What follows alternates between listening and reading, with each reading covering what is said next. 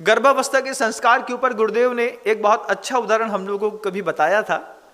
गुरुदेव ने कहा कि गर्भावस्था का संस्कार कैसा होता है, तो आचार्य श्री जी कहते हैं कि जैसे भोजन बनाते वक्त आप बनते हुए भोजन में नमक डालें और फिर मान लीजिए आपने बनते हुए भोजन में नमक न डाला हो और कभी ऊपर से नमक डालें, तो ऊपर से डाले हुए नमक में और बनते हुए भोजन के डाले हुए नमक में भोजन में जो स्वाद में अंतर होता है, वही अंतर गर्भावस्था में दिए गए संस्कार में और फिर जन्म लेने के पश्चात दिए गए संस्कार में अंतर होता है।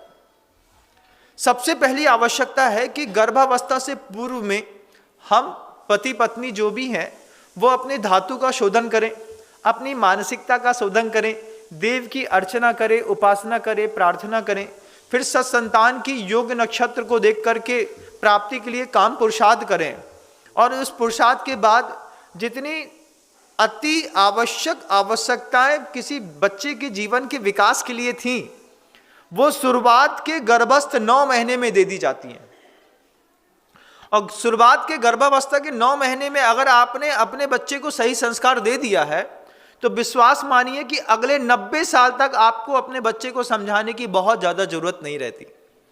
कुछ ऐसी पद्धतियां हैं जिनके माध्यम से मेरे देखते देखते कई जोड़ों ने संतानों को लाने का पुरुषार्थ किया है।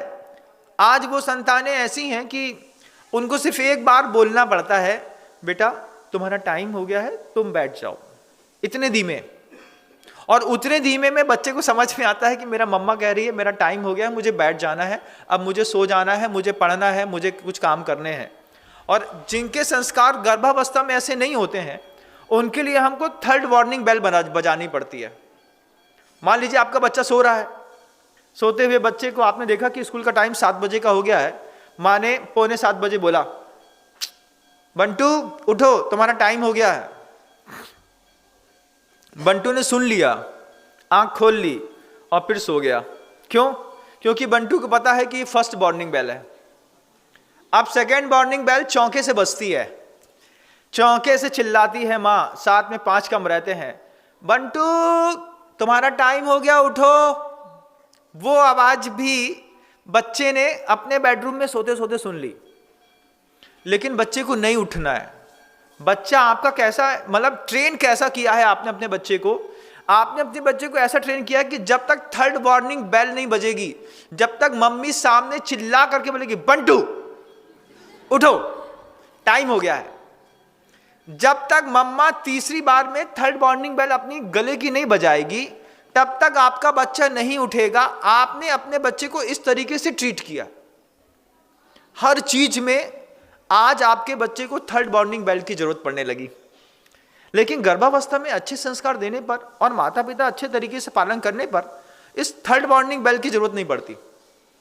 3rd वार्निंग बेल में जो बच्चे पैदा होते हैं, जन्म लेते हैं या फिर अपना जीवन जीते हैं, उनके जीवन में हमेशा लेट लतीफी और भागम भाग रहती है। आप देख लीजिएगा 7:05 में वो बच्चा उठा जो 3rd वार्निंग बेल वाला बच्चा है।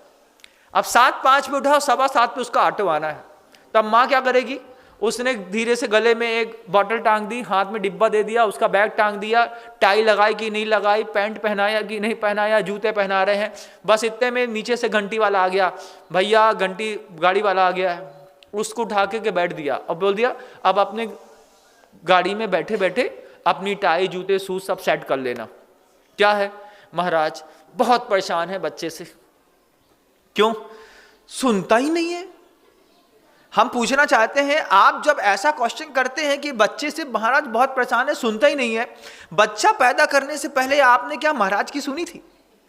पूछना चाहते हैं आपसे, क्या आपने किसी संतान के उत्पन्न करने से पहले साधु से जाकर के पूछा कि एक दंपति की मानसिकता कैसी होनी चाहिए एक संतान को पैदा करने के लिए? क्या उसका फिजिकल वर्कआउट होना चाहिए, क्या फिजिकल पेपर वर्क होना चाहिए, क्या मेंटल पेपर वर्क होना चाहिए? कभी आपने पता किया? नहीं किया।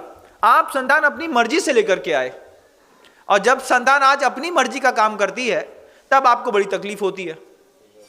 तब आपको लगता है कि अरे महाराज ये तो बच्चा पालना बहुत कठिन हो गया है। क्या एक ही बेबी लाना बहुत कठिन हो गया है? लाना पालना तो बात की बात है, आजकल तो पैदा ही करना बहुत कठिन हो गया है।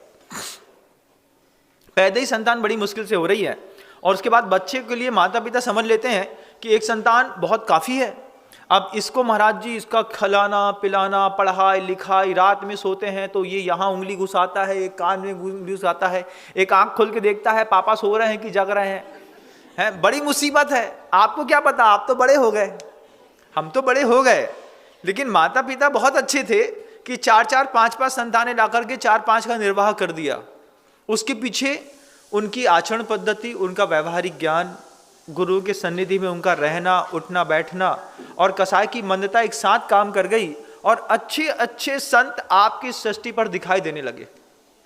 लेकिन आज एक नए संत की जरूरत पड़े तो आपको भी इस तरीके के सबसे पहले व्यवहारिक ज्ञान की आवश्यकता है कि संतान लाने से पूर्व पति और पत्नी के आपने भौतिक, आध्यात्मिक, आर्थिक कैसे संयोजना अच्छी बनानी, जिससे संतान को बाहर आने के बाद, संसार में आने के बाद थर्ड वार्निंग बेल की जरूरत ना पड़े। थर्ड वार्निंग बेल अपने आप में सबसे घटिया स्तर है लोगों का। आप देखिएगा आपके घर के बच्चे कौन सी वार्निंग बेल से उठते हैं। फिर हम आपको ऐसे बच्चों का एक सम्मेलन करके दिखा सकते हैं जो गुरुओं के उपदेश और आदेश से आए हैं इस सृष्टि पर। वे सारे बच्चे एक बार में बहुत अच्छे तरीके से माता पिता का कहना मानते हैं, और उनका सिक्स सेंस भी बहुत जबरदस्त है, बहुत जबरदस्त सिक्स सेंस है।